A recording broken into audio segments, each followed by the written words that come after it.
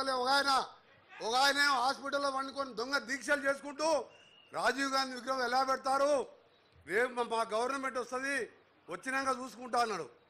నీకు సిగ్గు ఉండాలి. 3 నెలల కింద పార్లమెంట్ ఎన్నికలు జరిగితే 9 సీట్లలో 3వ స్థానం పోయినావు, 7 సీట్లలో డిపాజిట్ పోయి మళ్ళా గవర్నమెంట్కి వస్తావా నువ్వు? రాజీవ్ గాంధీ గురించి మాట్లాడి త్యాగాల కుటుంబం గురించి మాట్లాడే మీ దోపిడి కుటుంబానికి ఆ అర్హత కూడా లేదు. ఎందుకంటే ఆ కుటుంబం దేశం కోసం ప్రాణాలు అర్పించింది.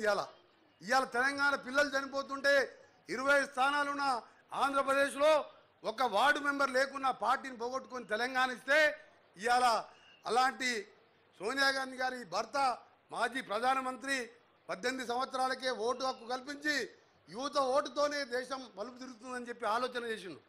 గ్రామ పంచాయతీలకు నేరుగా ఆ కాలంలో 2-3 లక్షల నిధులు వచ్చాయి. అలాంటి నాయకుడిని విగ్రహాన్ని తీసేశారంట.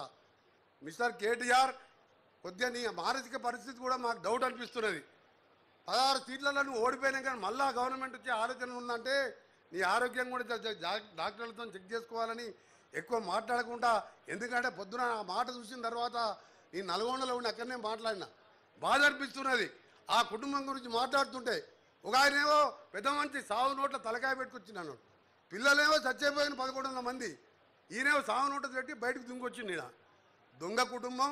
ఇవాళ మా నాయకుడి మీద మాట్లాడిన మాటలకు కేటీఆర్ గారు వెంటనే క్షమాపణ చెప్పాలని మరొకసారి తెలంగాణ ప్రజల తరఫున, కాంగ్రెస్ పార్టీ కార్యకర్తల తరఫున మా గౌరవ ముఖ్యమంత్రి గారికి ఇంత మంచి విగ్రహం ఈ మంచి స్థలంలో రేపు గణేష్ పూజలు చేసుకొని నిమజ్జనం చేసుకునే సమయం ముందు రోజు ఇక్కడ ఆవిష్కరించుకోవడం నిజంగా మన అదృష్టంగా భావిస్తూ మళ్ళీ డిసెంబర్ 9వ తారీఖు రోజు 10 ఏళ్ళ అధికారం ఉంటే ఫామ్ హౌస్కే పరిమితమైన తప్ప తెలంగాణ తల్లి విగ్రహం వాళ్ళని జ్ఞాపకం రాలే.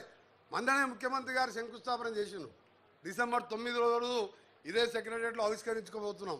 ఈ సందర్భంగా తెలంగాణ రాష్ట్రం అభివృద్ధి కావాలని వారు చేసే కార్యక్రమాలన్నీ కూడా మనకు తెలుసు. వారు చెప్తారు, ముఖ్యమంత్రి గారు వారి నాయకత్వంలో మేము మంత్రులం, ఎమ్మెల్యేలం, ఎమ్మెల్సీలం అందరం కూడా తెలంగాణ రాష్ట్రాభివృద్ధికి పనిచేస్తామని తెలియజేసుకుంటూ మరొకసారి ముఖ్యమంత్రి గారికి ధన్యవాదాలు తెలియజేసుకుంటూ, ఎందుకంటే ఈ సెక్రటరియట్ దగ్గర ఇంత మంచి